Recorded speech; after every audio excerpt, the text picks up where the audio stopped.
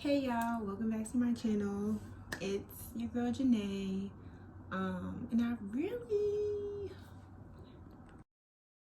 Hey guys, welcome back to my channel. It is Janae, and I don't know what to say. Hey guys, welcome back to my channel. It's your girl Janae, or not your girl. I don't know how to really say that, but anywho, today's video is about my recovery house experience at Beauty Journey Recovery House. It is in Cali, Colombia. It's owned by Christian and Stephanie. I forgot their last names, but I'm gonna look at WhatsApp and put the names in the video.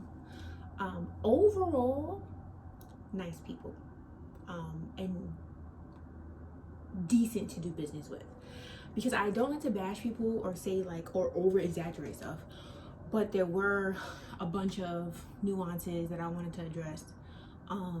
If anyone's looking to go to Cali, Colombia, to Beauty Journey, that I wish I would have known, right? So I went in July. Oh, lies. I went in June 2021 to get my body done. So as you guys know, if you're watching this video, you've probably already watched my surgery videos. So I got a 360 pretty much, meaning like a whole new, a 180, I guess. I don't know. But I got everything done. And let's start from when he picked me up. Okay, so when I got to the airport, Stephanie's brother picked me up. I feel like his name was Rodrigo or something with an R that sounds, you know.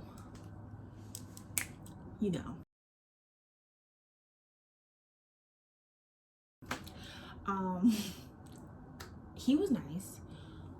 He picked me up and like just, it's Colombia. Like, it was like a little Pinto, you know what I'm saying? So, but it was clean for the most part. Like, it wasn't raggedy looking, I guess. But yeah, it took us about 30 minutes to get to the actual recovery house, because the airport to the actual like inner city is a minute. So just be prepared for that drive, really coming back from surgery, because you're gonna have to have your BBL pillow or whatever. I get there, I was like, okay, it has like a black gate in front of it, and I'll try to insert a video from the footage I took. So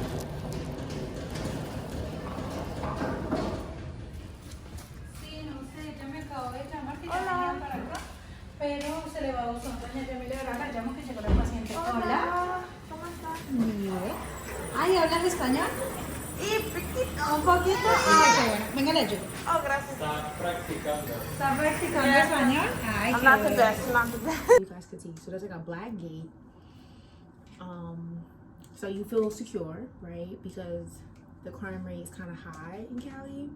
So when I got there, they greeted me, hola, ¿cómo estás? And they told me that my room wasn't ready. So I was on 2 flights. I took a flight from Dallas to Miami to Cali.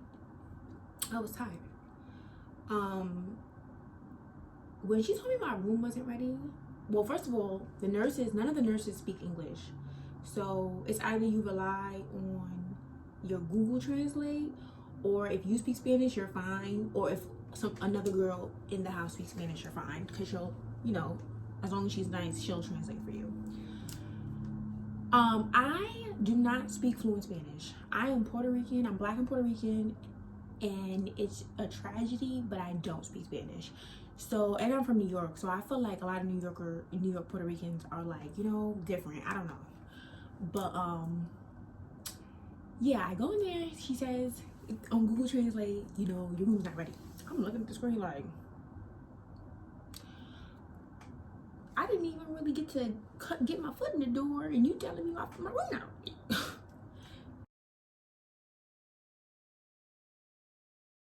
So They take me up to this double room after we have that conversation, or lack of, I guess, I don't know, announcement. They take me up to my room, and it's a double room with I guess another girl. The girl was not there at the time. So I go in the room and there's stuff places, the bathroom is messy, like, you know what I mean? Because somebody's been in there and they weren't anticipating someone else coming in, right? I pay for a private room. Speaking of cost, I'll get into that in a second. But I pay for a private room. So of course when I come, I'm expecting a private room. I'm not expecting to be sharing a room with anybody because I put a deposit down for a private room. Otherwise, I would have put my money somewhere else. You feel me? Because before I even selected Beauty Journey, like I put down a $200 deposit, and then I wanted to stay at Velasco's recovery house. That's my doctor. So I wanted to stay at his recovery house, but his recovery house was booked. But then at the last second, they ended up telling me, oh, we have an opening for a private room for like 4 or 5 days, and my stay was like 15 days. So I was like, it doesn't make any sense to try to book a room and have to move around when I'm getting my body chopped up. Like, it just didn't make sense. So I said, no, I'm just gonna go with Beauty Journey because they had availability for a single the entire time. And I do not regret getting a single room. I recommend getting a single room. I don't want to say I don't recommend not getting a single room, but I felt like we was in a pandemic. We still are. Like, so I wasn't trying to be around really more people than I had to be coming fresh off the surgery table. You know what I'm saying? And on top of that, you look like crap. You know what I mean? Unless it's somebody you know or that you're cool with already, you know. I felt like for me, it was a little weird being around somebody at my lowest moment and they might not be super empathetic to it. You know what I'm saying? Everybody's built different. So that was my takeaway. It's a private room, period. But if you're the type of person that likes to be around people, then, you know, get a double room. Me personally, I'm good. So I got the private room, and oh, actually at this point it was a double, like I said, and somebody else was in there. So they come to me. I see one of the ladies start moving the stuff to take the stuff out of the room. So she starts taking the other girl's stuff out the room. And then I go to them, I'm like, hey, can somebody clean the room? Because I basically put 2 and 2 together and realized they were moving her out the room because I needed a room to myself. So I was basically getting a double room as a private room. So there's 2 twin size beds and a bathroom, which ended up being cool. One thing that was really annoying to me was the AC. It was so loud. Like, you could hear the AC miles away because it was right on top of the bed. I have a video too that I probably showed you already. But the AC was right on top of the bed, so it was just loud. So what ended up happening is I get this private room, they cleaned it up, and then my god sister was coming to Colombia to stay with me for like a day or 2. So what ended up happening is they said, okay, you can have this room because your god sister can stay here with you. I'm paying for it, obviously, when she comes, but she can stay here with you. And when she leaves, you know, you'll have the room to yourself again. I said, fine, whatever, because the room was big. It was a big room, which, looking back on it, you don't need a big space because, to be honest, like, for the girls that are getting a tummy tuck, you're not gonna want to walk around like that. Like, you're gonna want to walk around, you know, just to keep your blood pumping and be healthy, but you're not gonna be trying to, you know, like, oh, I'm trying to go sit on the couch, I'm trying to go sit here. No, you're gonna want to be in the same place because your body just feels nuts. You know what I'm saying? So, okay, I get that room. So I want to point out a few things. The room was clean. The woman that cleaned up, she was on it. I'm not gonna lie. Like, the laundry was done the same day. If I put something in there, it was done. If not a couple hours later, it was done by the time I came back from whatever appointments and stuff. She was on it. There was 3 nurses. Paula was one of the nurses. I'm trying to think. I forgot the other 2 nurses' name, but one of them was fire. She was bad. Like, she was gorgeous, and they were all pretty. But this one nurse, she was fire. Like, so. And they were all, you know what I'm saying, cool for the most part. There was a 4th nurse. I was not rocking with her at all. Like, I was not feeling shorty. Like, because she didn't know what she was doing. Like, and she sucked at her job. But the other 3, for the most part, was okay. But Paula probably took the most care of me out of all of them. Paula was the one that was really, like, making sure I was good. So yeah, I do my pre-ops. I pay for transportation. That includes your pre-op appointment, your surgery, your trying to think, pre-op, your surgery, and your post-op to and from, right, for your massages. It included 10, but I ended up getting it anyway. I ended up getting as many as I needed, a little over 10, but it comes with the standard 10. So another thing I want to point out, this transportation was basically Paula's husband in some random car or some random men that they probably paid whatever money, because 50 pesos equals equals $1. So I was paying them US money, you know, in currency. I paid them almost over $2,000 for a 2-week stay, and that included transportation, and they definitely made money off that, period. Like, because they was paying them, and Uber there cost nothing, you know what I'm saying? Like, I was getting Rappi, which is this food delivery service, and Uber and all that type of stuff was dumb cheap. It was like $5 to go across the freaking the country. Like, you know, like, basically what I'm trying to say is they definitely getting over on there. If you think the recovery houses are not getting over there, you're sadly mistaken, because they're charging US dollars, but like I said, it's 50 pesos to $1 US. So you do the math, sis. Okay, the math is mathing. But yeah, so that was expensive, and it was just these random cars with these random people, with these random men. I don't want to say they were random. I feel like they were cool with the girl at the recovery house. Like, one of them was Paula's husband, and he was actually really nice. But one thing I will say, the day of my surgery, y'all, so my heart is in my butt. Like, everything about me is nervous and sweating and all that kind of stuff. So it's 4 in the morning. I couldn't really sleep. I had to be at the surgery center at 6. I took a shower with the stuff that I was supposed to take a shower with. I waited. I was walking around the house. Nobody's up. There's no nurses there. Mind you, when you sign your contract, it says 24/7 nurse care. And also, this is a little tidbit that the girls should know.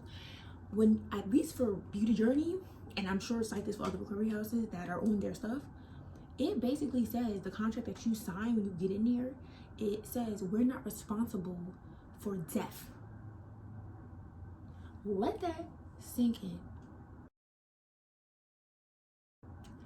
They're not responsible for death.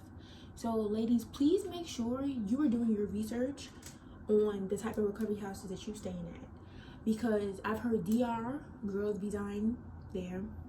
I'm sure it has happened in Colombia, and I'm sure it's even happened in the US. I mean, the US is definitely way more stricter, but my point is, just do your research, because you don't know these people, you know, personally. So at the end of the day, you need to make sure, look out for yourself by doing your research and making sure it's a reputable recovery house.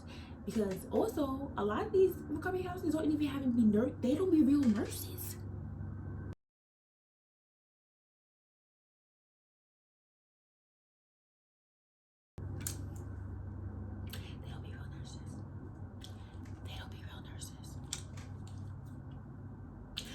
So do your due diligence and just make sure it's the right place for you, period. Do I even know if the nurses at Beauty Journey were real nurses? I don't know, but I want to say yes, because they took care of me for the most part fine. So I want to say yes. I mean, I'm live. But I also took care of myself, which we're gonna get to. But yeah, so on your contract it says if you die or anything happens to you, they are not responsible. So make sure that you're keeping track of your medicines and stuff like that, because so the day of surgery, I was with Paula's husband and my god sister. He drove us before he drove us to the surgery center, I could not find him. I didn't even know he was there, and I didn't even know it was him that was taking me. No nurses were there. There was no one to tell me, oh, wake up, make sure that you're on time for your appointment. When I told them the information the night before, they said, oh, this is our first time working with your doctor, and your doctor doesn't give out information the way other doctors we work with do. And I said, okay, fine. So I will let you guys know the information, so this way everything should be copacetic. I let them know the information, and they didn't follow through for some, like, he ended up being there, but that was after an hour of me looking around to see if anybody was in the house.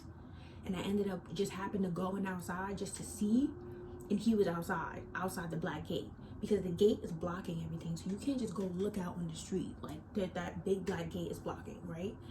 So when that happened, I was annoyed. So right before I went to surgery, I was very annoyed. So I come out of surgery, and Paula picks me up.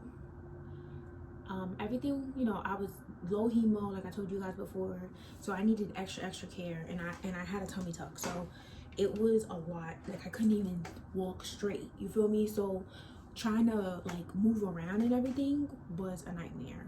But they would help me for the most part, come in and out. The food was pretty decent. The food was good. I did make a note to her and ask why we didn't get vegetables like that, because I felt like she was feeding us mad potatoes and like just carby stuff. And when you have surgery, you don't really want all carbs. Like you do want some carbs, but you need to eat like a well-balanced meal and a lot of protein. And that's what my doctor had told me too. Like he was like, you need to have a certain diet post-op. A lot of greens, a lot of beans, red meats, protein, because you lost blood, so you want to build up your iron and your vitamins and all that kind of stuff, right? So the food was good, don't get me wrong, but like I said, I wish it was more vitamins, and I told her that, and she was like, oh, I told her Stephanie. She responded to me on WhatsApp. She was keeping communication with me. That I can say. When I hit her up about something, she responded to me and try to fix it. So fine. So I'll give her that. I mean, shit, for $2,000. Yeah, I said 2,000. Yeah, 2,000. Yeah. So when I tell you girls, you gotta save up for this. This is not a game. Like this is really like, it's not even just a surgery. It's like everything, you know. But yeah. So I had to complain because the girls were doing a good job. Overall, I would say they did an acceptable job, to where like if I had to go back, I might. But I will say that I didn't feel like it was consistent. And I don't know if that was because they had too many girls. I think that was because they had too many girls there and not enough nurses. There would be like one girl on call for like 7 girls, 7 dolls. Like what? Like it didn't even make any sense. So at that point, the one nurse that's on call or whatever is tired, or you know, like she didn't sleep too. But there's no backup, there's no nothing. So it was the inconsistency for me. Like when it was good, but then when it would, you know, they would not slack off, but like when they didn't have enough people to, you know, take care of their dolls, it was a problem. So I made a complaint that nobody came with me to my surgery, because there was nobody there. When I left my surgery, nobody was there. And when I told the head lady in charge, so because I never met Stephanie was never there. I was talking to this other, let's say she's the manager, right? The house manager, I'm making this up. But let's say that's her role. But she wasn't the one that actually owns the place. I think she might be related to Stephanie and Christian, I'm not sure.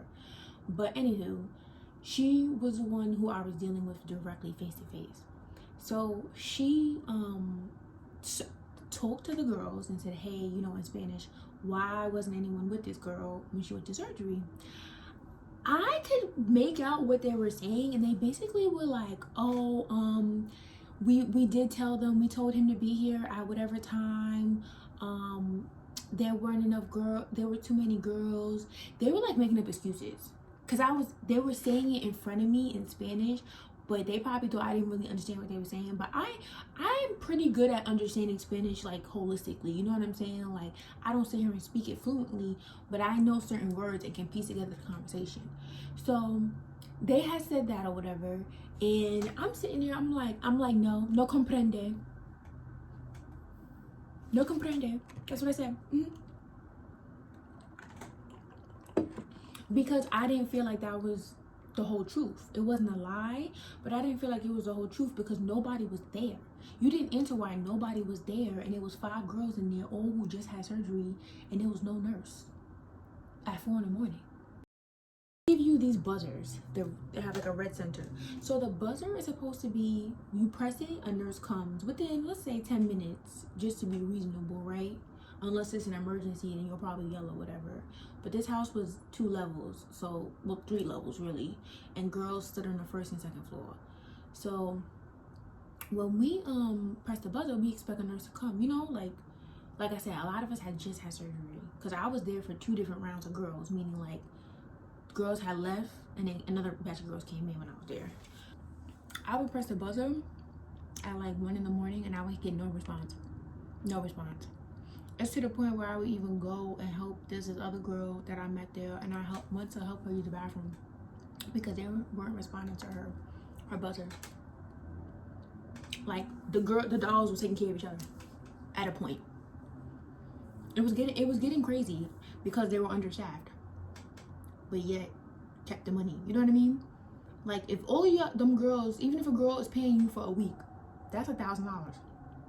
You know what I'm saying? So US dollars at that. So I do feel like they were understaffed, and there was times when I would have to get up myself. Like I would seriously pray to God, I'm not even kidding, I would pray that I could get up out of my bed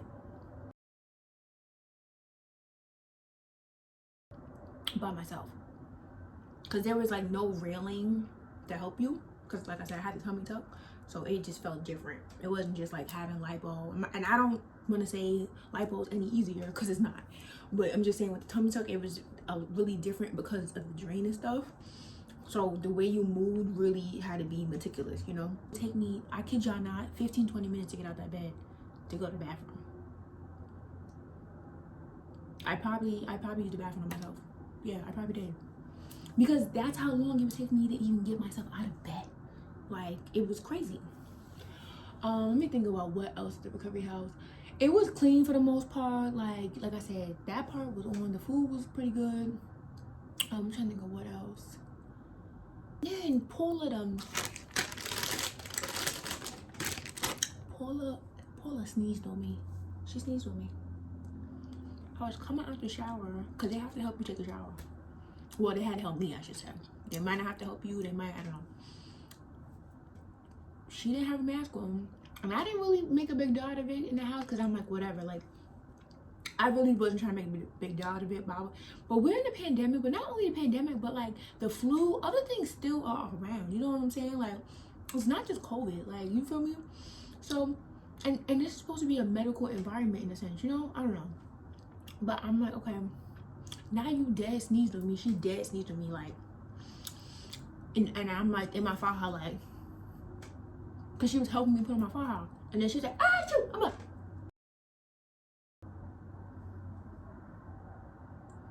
what the so she sneezed on me. I almost freaked out. I hit up Stephanie. I'm like, hey, are your nurses vaccinated? You know, because they don't wear masks or whatever. And to be honest, like I said, it wasn't even just about COVID. It's just, that's just nasty. Like, who wants somebody's snot on them? Like, you know what I'm saying? Like, what? But anywho, she responded. She said she's gonna see to it that they wear masks moving forward. Which, like I said, they started over wearing them again. But like as things went on, they weren't wearing masks. So you want to ask all these questions before you get to that recovery house. There's a list of questions that you should ask. My surgery page, I have a list of questions that you should ask for a recovery house. I can insert it here for y'all or put it in the description box in case y'all want to know like what kind of tips that you should ask before, because they will lie, y'all. They will lie because they know that once you get there, you're there. There is no, oh, I'm at the recovery house, I don't like it, and I want to switch recovery houses. I'm not saying it can't happen, but you're setting yourself up for failure. Just, you know, just try your best to do the research before you get there. Talk to somebody who went to that recovery house if possible, and ask them what the experience was. Don't just rely on YouTube and stuff, because to be honest, I've been hearing mixed reviews. For instance, like with Amy's recovery house, I've been hearing mixed reviews about that. So I think you just, you know, get a 360 picture so you're not just basing it off what just one person said. But yeah, overall, if I had to, I would go back. But I do feel like they're overpriced. Like I would probably go to Velasco. Like if I went back to Velasco, which I kind of want to in like 2 years or so. But if I went back to Velasco, then I would probably stay at his recovery house. Even though some girls were saying they didn't like it there. So I don't, honestly girls, like I said, to each his own. So one girl might hate it there, one girl might love it. But yeah. The total price was about $2,000, like I said. A little over $2,000, and I paid half in like an international PayPal service called Zoom, XOOM. Christian allowed me to pay half from my bank account, and then I paid the other half in cash because I wanted to have cash to be in Colombia to spend money. So if you are looking for a way to send them money and if they allow you, use XOOM, Zoom. It's a PayPal service, so it's international, but it's under PayPal. So that's a big thing that I learned that nobody told me about. Do's and don'ts. Overpacking. Find out what your doctor is going to provide and find out what your recovery house provides, because sometimes the recovery house will give you stuff. Like my recovery house they had like alcohol and like water, you know, like the basic stuff. So I didn't really have to buy that, even though I bought bottled water because I just like to have my own stuff. So I would order stuff on Rappi. And Rappi's dumb cheap. Download it. It's RAPPI. It's basically like Uber Eats in Colombia, or really South America, I think. And when I tell you them little man on the mopeds, on the little bikes, be coming in like 10 minutes, I kid y'all not. They do grocery, delivery, pharmacy, all of that. And also another thing, medication. So that's a big thing. That's a really big thing. Medication is a huge thing, dolls. Please don't underestimate it. Keep track of your medications, even if your recovery house keeps track of it for you. Keep your own track of medications. There would be times when one of the nurses would come in and they would try to give me a medicine that I already took, or they would try to give me something too late, or they would forget that I am still on a medication. You know what I mean? Like, keep track of your own stuff.